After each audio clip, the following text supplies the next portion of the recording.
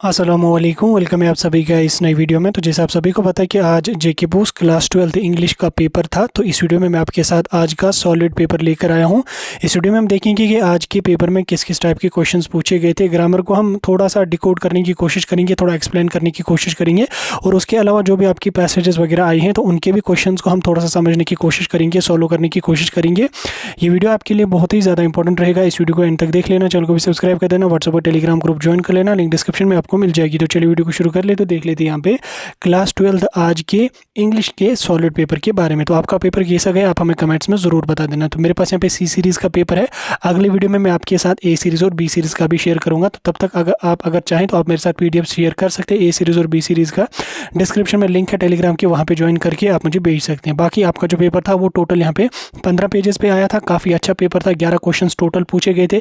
80 marks का आपका paper था। 3 घंटे का आपको टाइम दिया गया था। ये सारी चीज़ें आपको पता ही। और इसके साथ साथ यहाँ पे पहले मेंशन किया गया था कि attempt any 68 marks it will be treated as 80, यानी कि attempt any 68 marks out of 80, यानी कि अगर आप 68 मार्क्स अटेम्प्ट कर लेते हो तो वो आपका बराबर 80 यहाँ पे माना जाएगा। यानी कि पूरा का पूरा 15% जो सिलेबस की रिलैक्सेशन हुई थी उसका यहाँ पे पूरा जिक्र किया गया है, जैसे 10th के पेपर में इन्होंने किया था। तो सेक्शन ए की अगर हम बात करेंगे तो सेक्शन ए आपका रीडिंग कंप्रहेंशन वाला है। तो रीडिंग कंप्रहेंशन पे मैंने ऑलरेडी आपको वीडियो डाला था। अगर आपने वो वीडियो देखा होगा तो मुझे लगता है आपको बहुत ज़्यादा बेनिफिट उससे हुआ होगा। तो चलो पहला यहाँ पे क्या क्वेश्चन आया है आपको कि read the following passage, make notes जिसके 5 मार्क्स हैं, समराइज जिसके 4 मार्क्स हैं, और give it a suitable title और 1 मार्क्स हैं। ठीक है, आप देखो यहाँ पे कुल मिला के आपको 10 मार्क्स इस पैसेज से आए हैं। अब ये काम करना बहुत बहुत बहुत ज़्यादा ईजी है, क्योंकि मैंने आपको वीडियो में लगभग 10 मिनट तक यही चीज़ समझा दी थी कि किस तरह से आपको यहाँ पे आइडेंटिफाई करनी है। पैसेज की अगर हम बात करें तो पैसेज लगभग आपको 2 से 3 पेजेस की काफ़ी बड़ी पैसेज पूछी गई थी। अब आपने ये वाली पैसेज पढ़नी थी, इसका नोट यहाँ पे तैयार करना था। अब नोट तो मैं आपको लिखूंगा नहीं, यहाँ पे क्या क्या क्या लिखना था वो तो आपने लिखा ही होगा। अब इसकी टाइटल की अगर हम बात करें तो मैंने आपको पहले भी बोला था कि टाइटल जब आप लिखोगे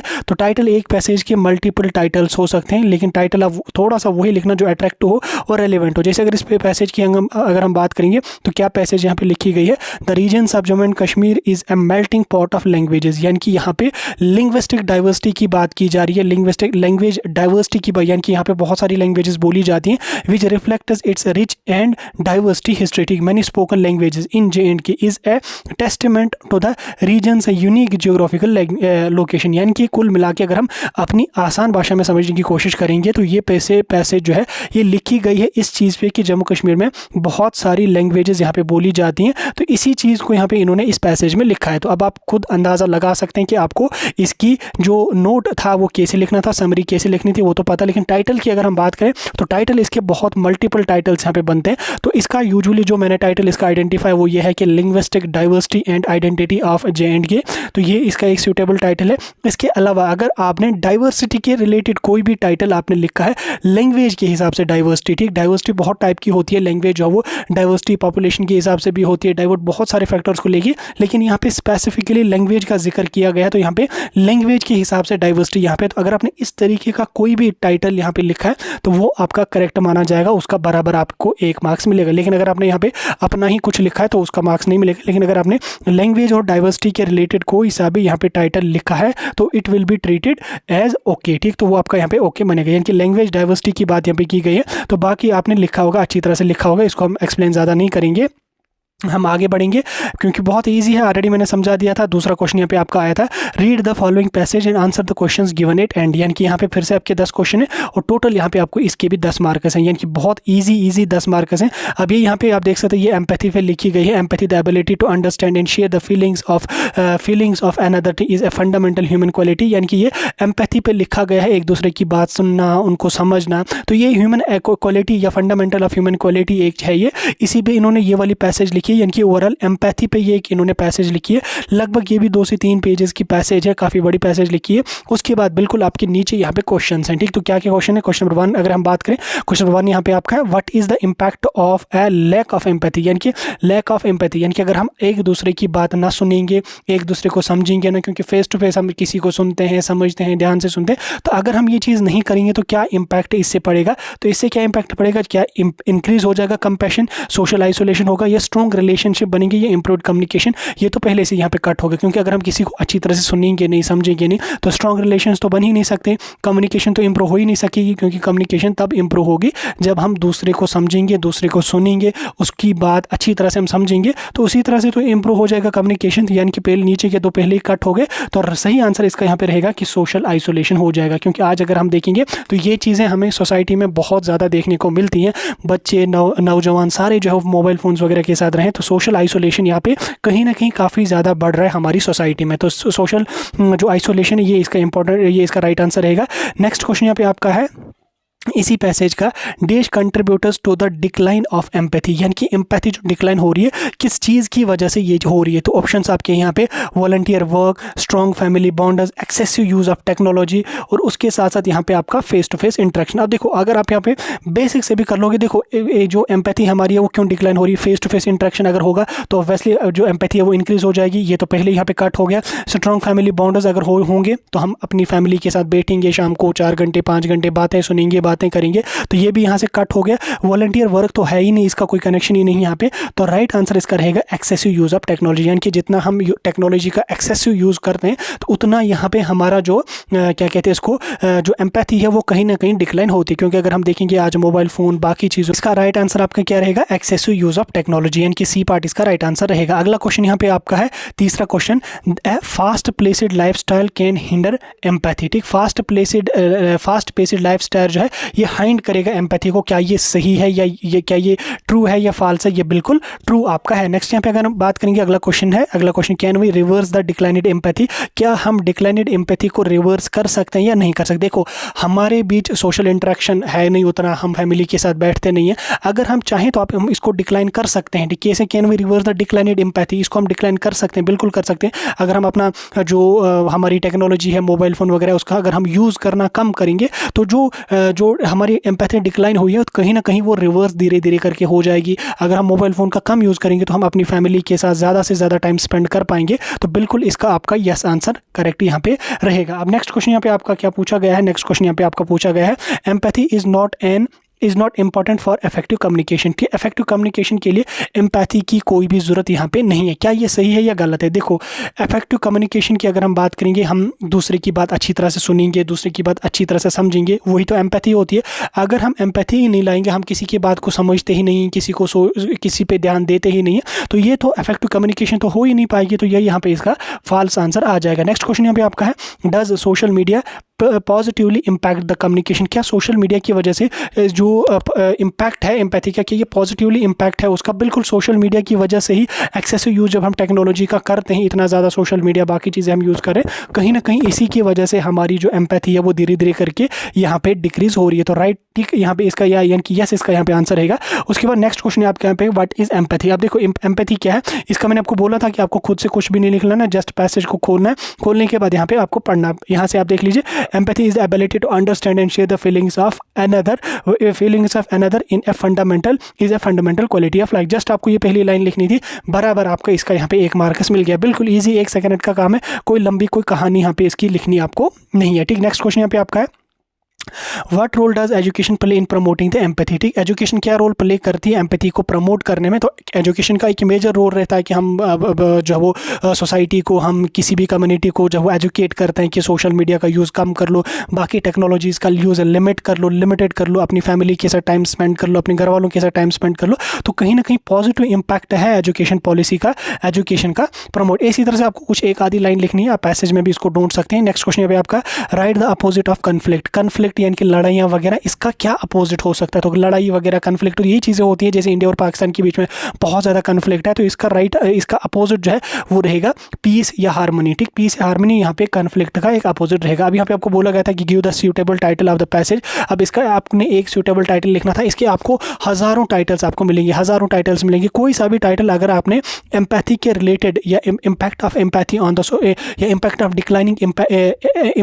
declining empathy on our society. तो इस तरीके का कोई भी टाइटल अगर आपने लिखा है तो वो बिल्कुल आपका सही है, उसका बराबर आपको मार्क्स मिलेगा। एम्पैथी के रिलेटेड या एम्पैथी जो डिक्लाइन हो रही है हमारी सोसाइटी में, तो उसके बारे में आपने यहाँ पे अगर कोई सा भी टाइटल लिखा है तो उसका आपको बराबर मार्क्स यहाँ पे मिलेगा। ठीक हो गया आपको ये दो। उसके बाद सेक्शन बी की अगर हम बात करेंगे तो ये आपका राइटिंग स्किल्स और ग्रामर वाला पोर्शन है। अब यहाँ से बहुत इजी क्वेश्चन पूछे गए थे जो मैंने ऑलरेडी आपको समझा दिया। जैसे यहाँ पे अगर हम पहले क्वेश्चन की बात करेंगे, as the owner of the company draft classified advertisement 40 to 50 word for the post of salesman. अब मैंने आपको बोला भी था कि ये आपको एडवर्टीजमेंट जो वो पोस्टर्स के रिलेटेड ही यहाँ पे आपको आती है। मैंने आपको बोला भी था कैसे आपको लिखनी है, बिल्कुल आसान है। 4 मार्क्स इसके थे, आपने लिखा होगा, इसको अच्छी तरह से लिखा होगा। और इसके आर पार्ट में आपको यहाँ पे क्या बोला गया था कि इनविटेशन आप यहाँ पे लिखो to be sent to the friend and relative occasion of elder sister's marriage. देखो मैंने आपको ये चीज़ भी बोली थी कि बोर्ड वाले अक्सर आपको बोलते हैं कि आप इनविटेशन लिखो, आपके घर में किसी की शादी है, बर्थडे पार्टी है, उस पर आपको जो है वो इन्विटेशन लिखने को बोला जाता है। तो सेम यहाँ पे आपका आया है क्या, एल्डर सिस्टर्स मैरिज। इसी चीज़ों पर यहाँ पे आया और इस पर मैंने समझा भी दी थी कैसे लिखनी है। होपफुली आप लोगों ने कोई एक पार्ट यहाँ पे किया होगा। उसके बाद लेटर राइटिंग आपको बोली गई है, ये तो सबको पता है कि लेटर कैसे यहाँ पे लिखी जाती है। अब इस पर हम ज़्यादा टाइम अपना वेस्ट नहीं करेंगे। नेक्स्ट क्वेश्चन यहाँ पे आपको बोला गया है कि यहाँ पे you have seen an advertisement, आपने एडवर्टीजमेंट यहाँ पे पढ़ी कोई एक न्यूज़पेपर में, जो पोस्ट है हेड शेफ की 5 स्टार हॉस्टल में, राइट द रेज्यूम। अब देखो रेज्यूम राइटिंग की मैंने आपको ऑलरेडी बोली थी कि रेज्यूम राइटिंग कैसे लिखी जाती है, वो भी आपने लिखा होगा। बिल्कुल आसान तरीके से मैंने लिखा था और आसान तरीके से मैंने आपको समझा दिया था कि रेज्यूम राइटिंग कैसे होती है, कैसे लिखनी होती है। होप आपने लिखी होगी और अच्छी तरह से भी लिखी होगी। नेक्स्ट काम यहाँ पे आप देख सकते हैं आर्टिकल राइटिंग यहाँ पे आपको आया था। जैसे यहाँ पे one of the major causes of road accident nowadays is rash driving by adult and youngsters, write an article on the rash driving. 200 से लेकर 250 वर्ड्स में आर्टिकल का भी मैंने आपको समझा दिया था। इसका कोई स्पेसिफिक फॉर्मेट नहीं है, जस्ट ऊपर अपनी हेडिंग लिखो, बाय अपना नाम लिखो और नीचे यहाँ पे पैराज में इसको लिखो 5 लाइनें, 5 लाइनें का एक पैरा बना के लिखो, बराबर 6 मार्क्स मिलेंगे। और इसके आर पार्ट में यहाँ पे आपको बोला गया कि कोई भी ह्यूमरस एपिसोड आपकी लाइफ में जो हुआ है उस पर लिखो। जैसे मैंने आपको बोला था कि कहानी के तौर पर कोई भी क्वेश्चन आपको बोला जाएगा, आपने वही कहानी रिकैप्चुलेट करनी है और लिखनी है लगभग 1 से 2 पेजेस में। अगर आपने 1 तो नहीं 2 पेजेस में अगर आपने ये लिखा है या डेट पेज में भी लिखा है तो ये यहाँ पे आपको बराबर 6 के 6 मार्क्स मिलेंगे। इसमें ग्रामेटिकल अगर थोड़ा माइनर एरर्स हुए हैं उसका कोई मसला नहीं है, उसमें आपको मार्क्स बिल्कुल भी नहीं कटेंगे। नेक्स्ट क्वेश्चन यहाँ पे सबसे इंपॉर्टेंट है, वो आपका यहाँ पे ग्रामर का है। अब ग्रामर में क्या क्वेश्चन आपको पूछा गया है, 8 मार्क्स का ग्रामर है। एडिट द फॉलोइंग पैसेज, यहाँ पे मैंने आपको बोला था कि इधर आपको एडिट पैसेज करने को आता है, पैसेज को एडिट करने पे क्वेश्चन आपको आता है। क्या क्वेश्चन आया है यहाँ पे, हम इसको थोड़ा सा एडिट करने की कोशिश करेंगे। तो यहाँ पे नेक्स्ट पहले यहाँ पे आया है we go to the market yesterday. क्या हम लिखते हैं कि we go to the market yesterday, go went gone. आपने वर्ब की फॉर्म्स पता होंगी आपको, तो गो के बदले क्या आ जाएगा यहाँ पे, येस्टरडे यानी कि पास्ट की प्रेजेंट पास्ट फ्यूचर, गो वेंट गॉन। ठीक, तो यहाँ पे क्या आ जाएगा हमारा, गो नहीं आ जाएगा, यहाँ पे आ जाएगा वेट। ठीक, सॉरी वेट नहीं वेंट। ठीक, we went to the market yesterday हो गया आपका पहला एरर, यहाँ पे बन गया आपको 1 मार्क्स। देन उसके बाद नेक्स्ट है we saw many things dear. ठीक, THEIR डियर, यहाँ पे क्या है, वी सा मैनी थिंग्स। ठीक, यहाँ पे सा में कुछ एरर है, मुझे यहाँ पे एग्जैक्टली अभी समझ नहीं आ रहा है यहाँ पे क्या एरर है। तो we saw many things dear, यहाँ पे एक एरर है सा में। ठीक, यहाँ पे सा नहीं आ जाएगा। नेक्स्ट क्वेश्चन यहाँ पे including a beautiful dress for her self. ठीक, यहाँ पे क्या है दूसरा, including a beautiful dress for her self. तो हर सेल्फ तो नहीं आ जाएगा, यहाँ पे क्या आ जाएगा, including a beautiful dress for her, यहाँ पे आ जाएगा हर। ठीक, यहाँ पे हर आ जाएगा राइट आंसर। ठीक हो गया। तीसरा एरर आपका, it was very expensive so she decided wait until her next salary. She decided, wait नहीं आ जाएगा, she decided to wait until her next salary. ठीक, तो यहाँ पे टू वेट आ जाएगा, तो ये हमारा बन गया यहाँ पे चौथा एरर। ठीक, उसके बाद we also brought some groceries to ourselves. To ourselves नहीं आ जाएगा, फॉर आवर सेल्व्स। तो यहाँ पे आ जाएगा फॉर आवर सेल्व्स। तो 5th एरर आपको यहाँ पे निकल जाएगा। ठीक, तो फॉर आवर सेल्व्स यहाँ पे आ जाएगा। उसके बाद नेक्स्ट यहाँ पे after shopping we felt tired और हंग्री। ठीक, टायर्ड और हंग्री तो यहाँ पे नहीं आ जाएगा, टायर्ड एंड हंग्री आता है। ठीक, टायर्ड और हंग्री तो नहीं आ जाएगा, टायर्ड एंड हंग्री यहाँ पे आ जाएगा। तो हो गया आपका 6th एरर। यहाँ पे बिल्कुल इजी है, आसान है, थोड़ा सा आपको समझना होता है। उसके बाद यहाँ पे नेक्स्ट है we decided to eat at a near restaurant. To eat at a near restaurant थोड़ी आ जाएगा, to eat at a nearby restaurant. यहाँ पे क्या आ जाएगा, नियर बाय रेस्टोरेंट। ठीक, we decided to eat at a nearby restaurant. ठीक, the food was delicious and we enjoyed ourselves immensely. ठीक, तो यहाँ पे इस तरह से आपको 8 एरर यहाँ पे इसमें बन गए। नियर बाय आ जाएगा यहाँ पे, तो हो गए 7 एरर। 8वां एरर तो मुझे दिखा नहीं कहाँ पे, कहीं तो है 8वां एरर इसमें, तो यहाँ पे कहीं पे होगा 7 एरर्स मैंने आपको यहाँ पे समझा दिए, तो यहाँ पे आपके 7 मार्क्स इसके इजीली बन जाएंगे। तो अब 8वां एरर इस वाली लाइन में है कहीं पे, मुझे एग्जैक्ट अभी समझ नहीं आ रहा कहाँ पे ये हो सकता है। The food was delicious and we enjoyed ourselves, ठीक, आवर सेल्व्स इमंसली, यहाँ पे आवर सेल्व्स में ही कुछ एरर हो सकता है, तो आप मुझे कमेंट्स में बता दीजिए। तो इस तरह से आपको यहाँ पे इसमें 8 एरर आइडेंटिफाई करने थे।